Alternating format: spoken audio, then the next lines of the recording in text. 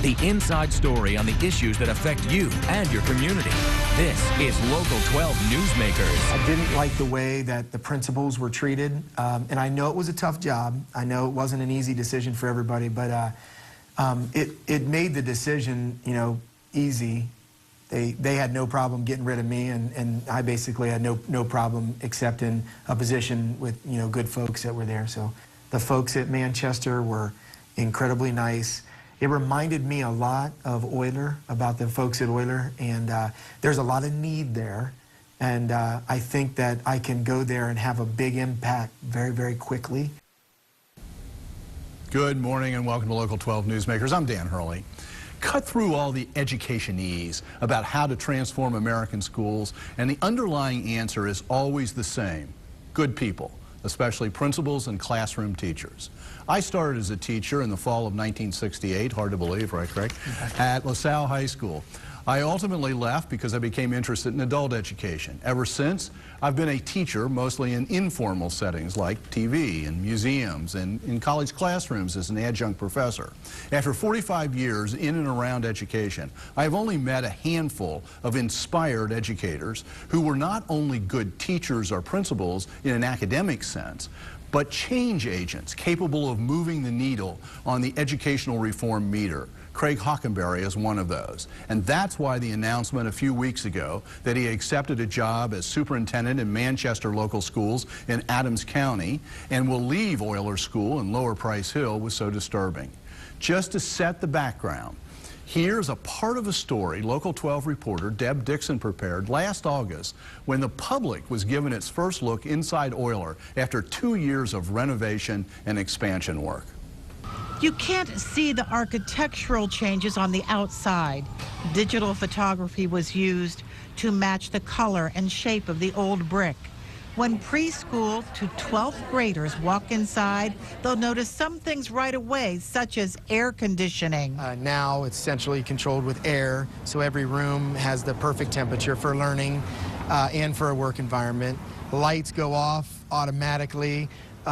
Restrooms, the toilets flush automatically. The rooms are bright, modern, high-tech. We got a whole bunch of flat-screen computers now without the big, bulky backs.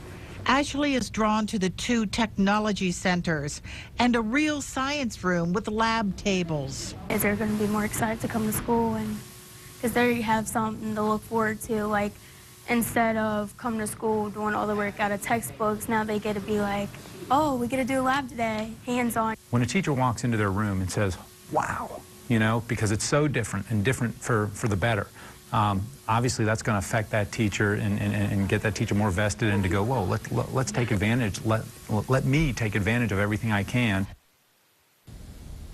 I am joined this morning for the entire program by Craig Hockenberry. Mr. Hockenberry graduated from College of Mount St. Joseph with a bachelor's degree and from Xavier University with a master's. He started out as a 6th grade teacher at Roosevelt Elementary in 1995. In 1998, that school was closed. He moved to Oyler as the assistant principal and was named principal in 2001. He lives in Price Hill. Earlier this month, he was named superintendent of Manchester local schools in Adams County. Craig, welcome back to Newsmakers. Oh, thanks so much, Dan, for having me again. It's a little bittersweet. Yes, it is. But I attended that open house back in August that Deb did her story on that day. Right. I was there. And something caught my ear, and I've never said this to you, but twice that day you said something like, hi, I'm Craig. I think your opening line was, I'm Craig Hockenberry. I'm the principal of Oyler School, or Oyler School for the moment, or at this moment, or something like that.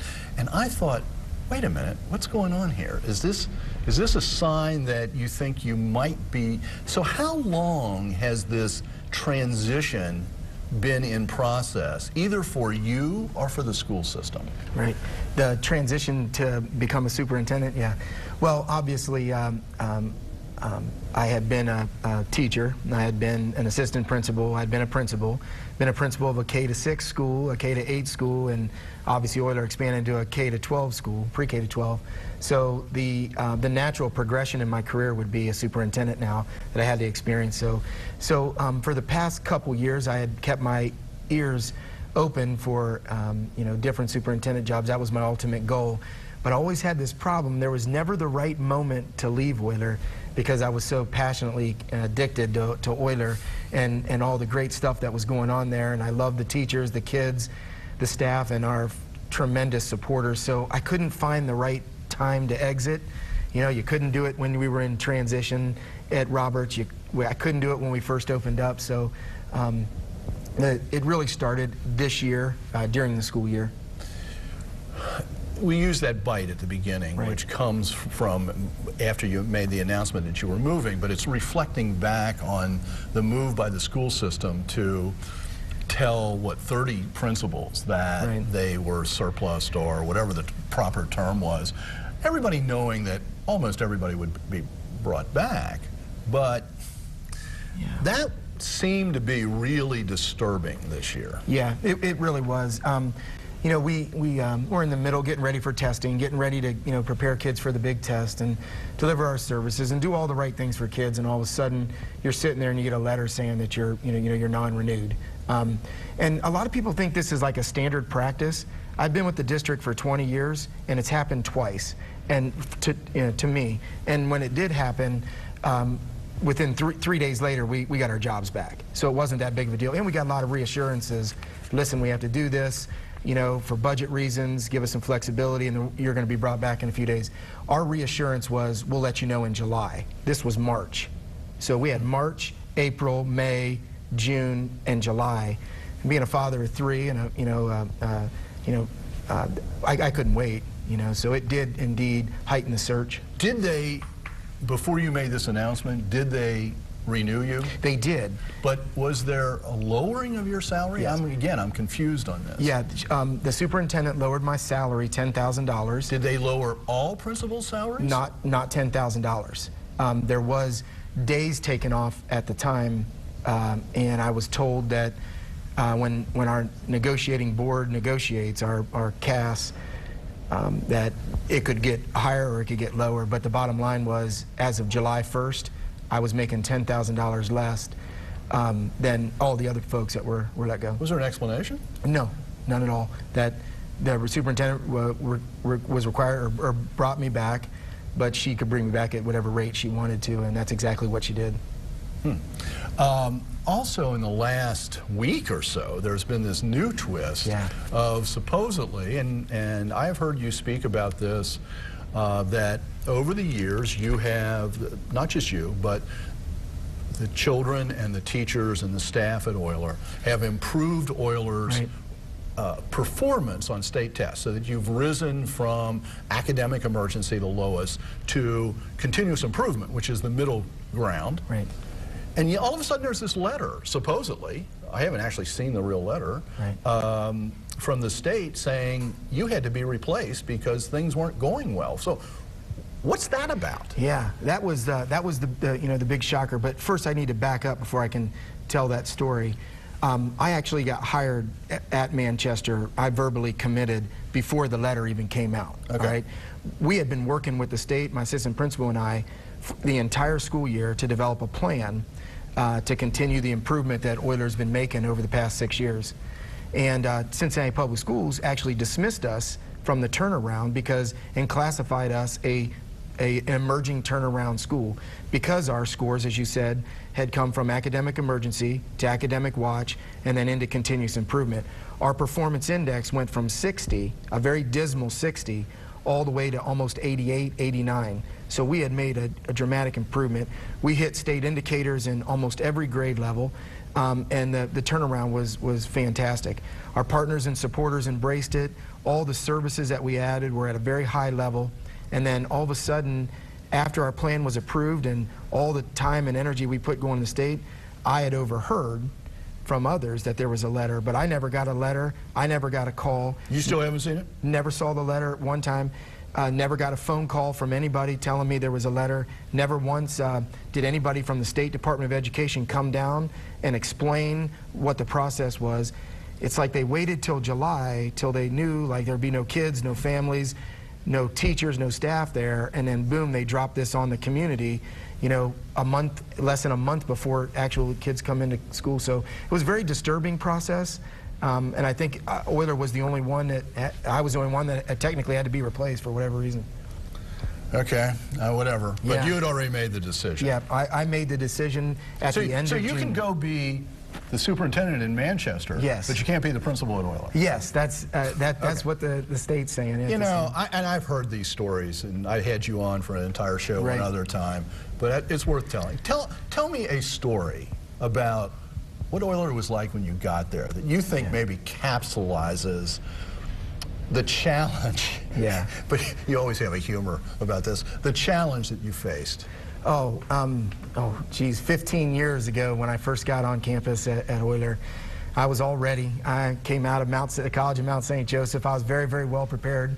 And I was. That's I went a plug to, for Mount St. Joseph. Yeah, and I was at Xavier University as well, where I was very well prepared. So I grabbed my radio, and I get keys, and I'm important now. I'm the assistant principal. I'm the principal. I'm walking around, and ready to work on instruction, ready to work on data, ready to help teachers. And I think I spent the first 2 years of my life getting headlights out of people's hair, taking kids to the dentist, giving kids shots, EpiPens, running around, serving lunch, you name it. I heard you tell a story one time about a student who was in your office. I think you were disciplining him, and there was an open window. Yeah. What happened? And he jumped out. He jumped out. And I looked at everything, and I'm like, did this just happen? Sure enough, I jumped out the window, too, and chased him down. Oh, you did? I did. I hadn't heard that part of it Yes, before. I did. And when I got him back into school, I took his shoes off so he couldn't run or jump again. And he ended up doing well. He ended up actually graduating from high school. And one of the things that really characterizes what's happened at Euler in these last 15 years is the partnerships and the collaborations. Sure. Starts with, I think, sort of a baseline is the tutors that come into. Yeah. How many tutors come in? Where do they come from? How did you find them? Well, the program is actually called the Alhampton program, and it has about 420 tutors from 75 to 100 different organizations throughout the city. Some of those being companies, right? Oh, big companies, yeah. That are releasing people. Yep, Dunnhumby, Northlick, Deloitte, EW Scripps, you name it, Paycor, fantastic organizations around the city. We ask them for 30 minutes, 1 day a week. And we have a fantastic person that operates a program. Her name's Wanda Neville. She gets them in. It's all data projected, so whatever the child you're working with is the weakness that he has based on our data is exactly what the tutor is working on him with during that 30 minutes. This has all grown and blossomed into, especially in the renovated, renewed Euler, into a community learning center. That's correct. We got a little video here of one piece of this, but give us the high level. What's a community learning center? The community learning center is like it's services inside of a public school where the school can actually serve as the hub for all the services to help meet the needs of all the kids, from child care, high quality daycare. And Cincinnati Early Learning Center, Cincinnati the best Early in the Learning city. Center. Yeah, the best in the city. That's right. Patty Gleason, fantastic job of running it. To dental care, to eye vision centers, to college access, to tutoring, to mental health services, all that married inside of a public school building, and basically, delivers those services from morning to night. I want to make clear here, this isn't unique to Euler, but Euler certainly has embraced the entire spectrum of this. Yeah, thanks to Darlene Kamine and the Community Learning Center Institute and their board. Right. It's taken it to a level that's incomprehensible. There's a little, I'll show a little piece of a YouTube video about the Vision Center. This is only just a little piece and a little glimpse inside. Let's take a look at this. The success of this entire operation has been sort of magical in that the people who got together, both the public aspect, the Department of Health and the Cincinnati Public Schools, and the private sector, which was one site, Cincinnati Eye Institute and the Ohio Optometric Association, had never really worked together prior to this project. Each of the entities brought their own resource to solving the problem. This is a sustainable project. This is a program that we can replicate across the country.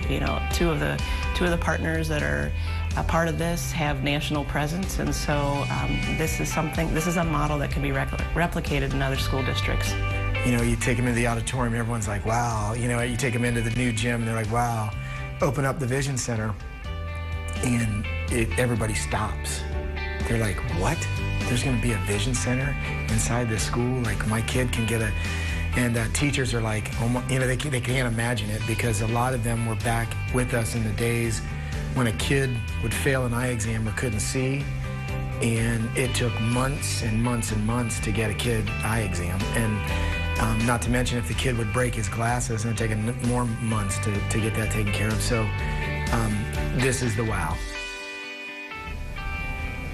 Craig, just to get down to specifics, can you tell me a story about a child or two where that vision center has made a difference this year? Oh yeah, there was one, Dan. It was pretty serious. There was a young lady that actually couldn't see out of her left eye. She was having real bad problems, so we took her in there, and the optometrist at the time and the folks looked at her eyes, examined her, and said, hey, you know, there's a serious problem here. This young lady's going blind. And they found out that she actually had a toothache, a tooth decay that had gone up into her eye socket.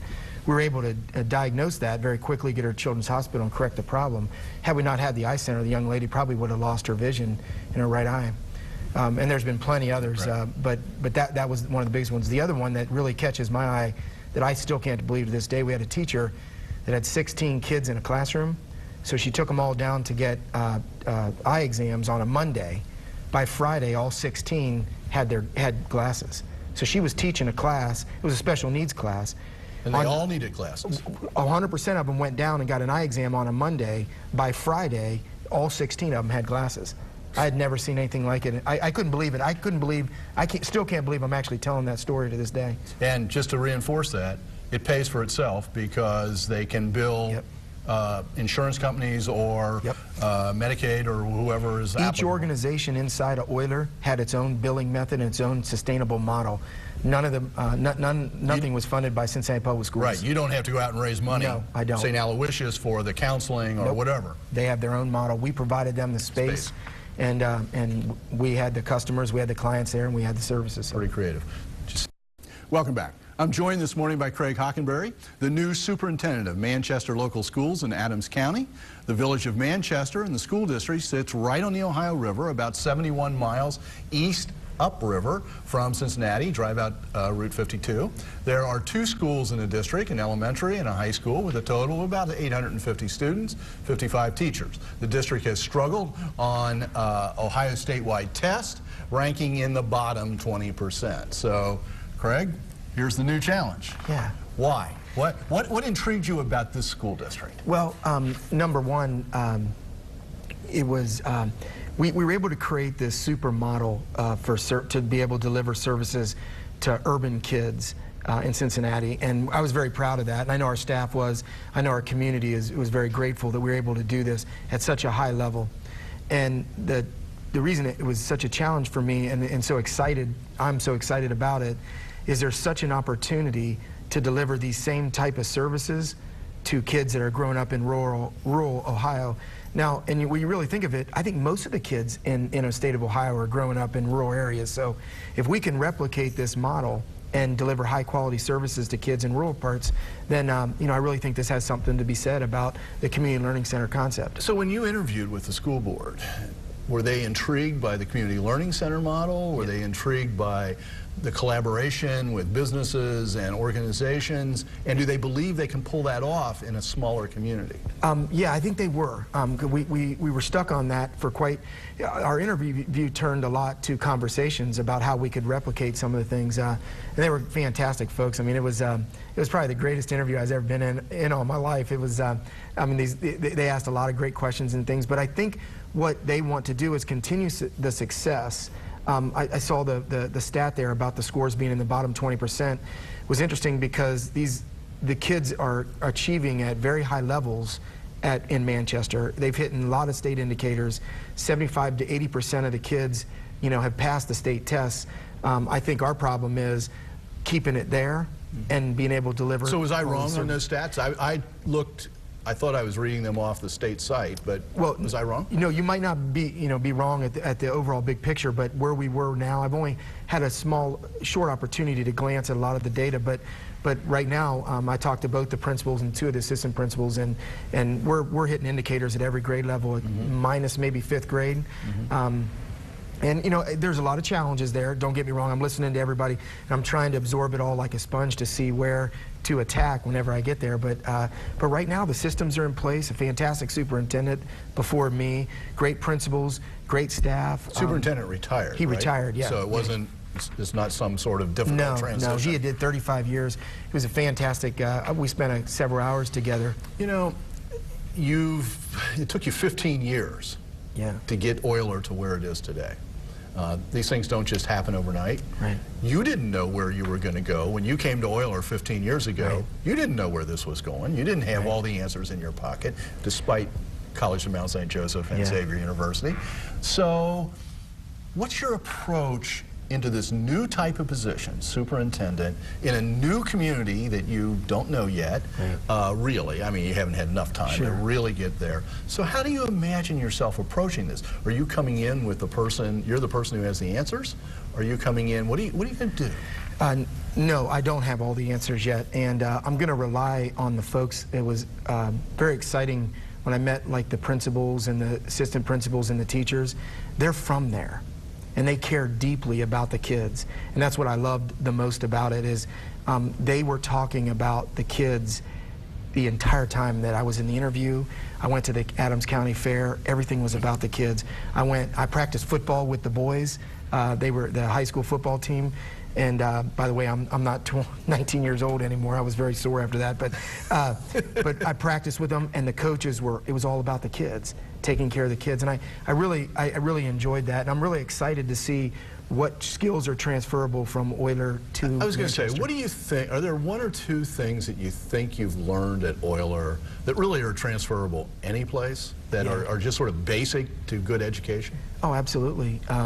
The number 1 thing is just to be good to people. I mean, I can't tell you how important it is that you win with people. I mean, you do good with people, and if you don't treat people good, then you don't do well. And that's got to be transferable in every job. And I'm looking forward to treating them good, supporting the people that are there, and trying to find ways to make things better for Manchester.